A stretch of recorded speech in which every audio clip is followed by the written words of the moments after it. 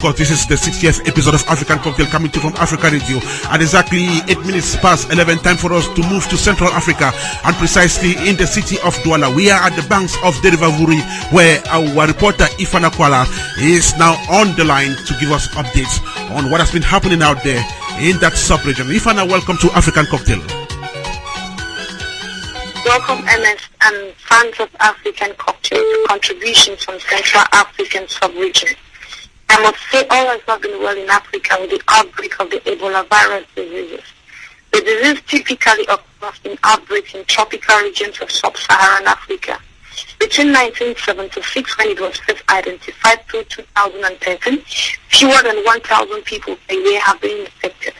The largest outbreak to this date is the ongoing 2014 West Africa Ebola outbreak, which is affecting Guinea, Sierra Leone, Liberia, and likely Nigeria. Ebola virus disease, EVD, or Ebola hemorrhagic fever, is a human disease caused by the Ebola virus. Symptoms typically start 2 days to 3 weeks after contracting the virus, with a headache, fever, sore throat, muscle pains, and headache. Typical nausea, vomiting, and diarrhea follow, along with decreased functioning of the liver and kidneys. At this point, some people begin to have breathing problems. As the Ebola virus outbreak rages on in West Africa, leaders of four countries met over the weekend to prepare emergency measures to combat the unprecedented epidemic. The president of Guinea-Conakry, Sierra Leone, Liberia, and Côte d'Ivoire met on August 1st, 2014 in the Guinean capital, Conakry, to agree on an emergency plan. Agency reports as of now, Ernest, there's no case of Ebola recorded in Cameroon or any other Central African country, but measures are being taken to prevent any outbreak. As the African proverb goes, if one finger brings oil, it falls the other. So all of Africa is being affected at this point in time. And it's apart from the Ebola disturbing us, right now the administration of the U.S., President Barack Obama, is working to strengthen ties with Africa at a 3-day summit in Washington for some 50 African countries' head of state. Monday's opening forum touched on a range of issues including security, health and environment, and corruption. China, Europe, and Japan have all held similar events to encourage investment in Africa.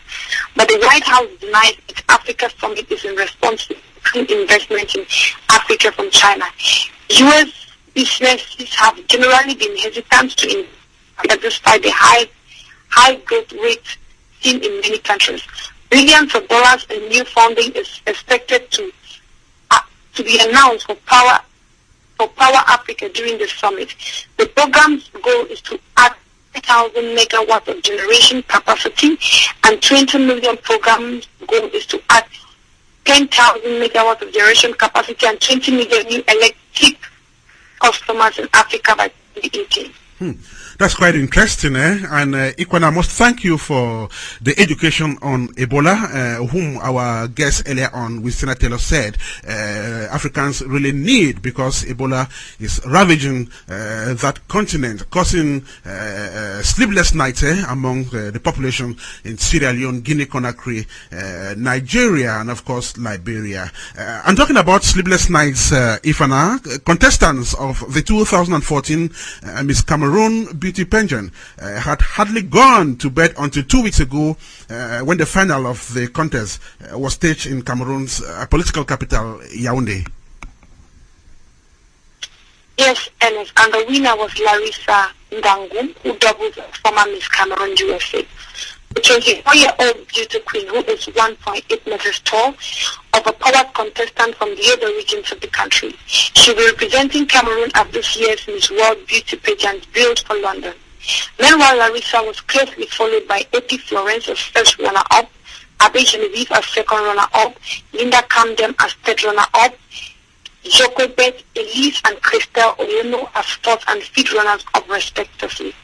The Miss Cameroon Beauty pageant takes place annually and is organized by La Comité d'Organisation de Miss Cameroon, known by its French acronym as COMICA. Ifaana, we also understand that the 2014 edition of Miss Cameroon might have been glamour, but some of our people out there, Cameroonians, are saying that it wasn't anything to write home about because of something they said wasn't really clear. Definitely, Ernest. What was going to be glamour almost turned up sour with a massive Cameroonians out here who think crowning a US-based contestant as Miss Cameroon was a grave error and lack of seriousness on the part of the organizers. People are saying here that Larissa Ngangu was not supposed to contest in the first place, given that she represents no region in Cameroon. And to the best of their knowledge, finalists of Miss Cameroon are drawn from 10 regions of the country.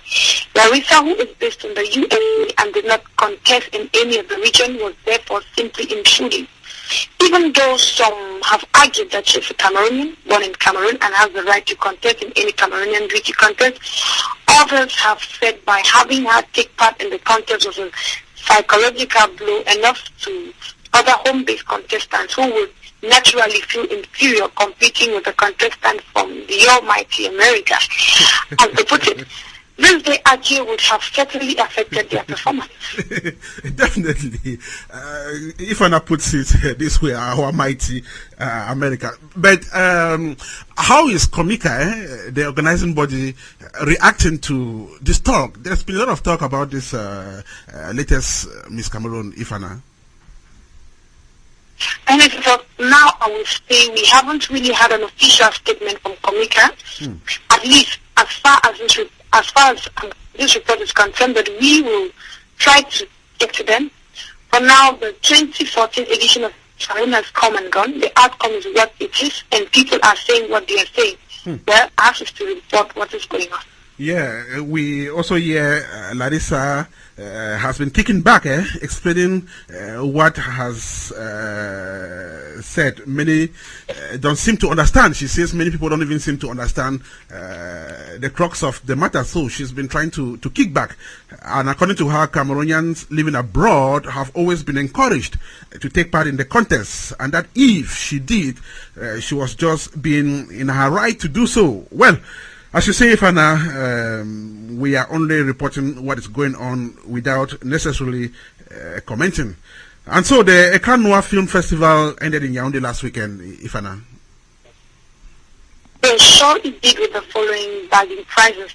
A Crown d'Or Aziz Kamen from Morocco, a Crown du Corps Métrage Lapel from Cameroon, Best Actress International Viviane Sede from Mali, Best Actor International Nash Mpeko in Dust and Touchings from Zimbabwe, Special Jury Mention Confucian Nawa from Nigeria, Best Cameroon Actor Kwanyang Kwai. And it will definitely be coming back to some of these major stories and to say that the country is still drowned in the stupor of the Afrima victory scored by three of theirs, Candy Eno, Gasha and the North. And as I can't end this edition without mentioning this great upcoming event. For its very first edition in Africa, it involved for the youth as part of the mega event that will look its activities, present to the Cameroonian youth the American star T-Pain and the sensation of Africa's music, Peter and Paul, known as P-Square. This artist, together with other Cameroonian artists, will be having a great concert in Yaoundé, Cameroon's political capital, on the 9th of August 2014. And I'm sure I'm going to be there, and I'll give you much and so much news about what is happening in Yaoundé. As for us here in Cameroon, it's a very good evening.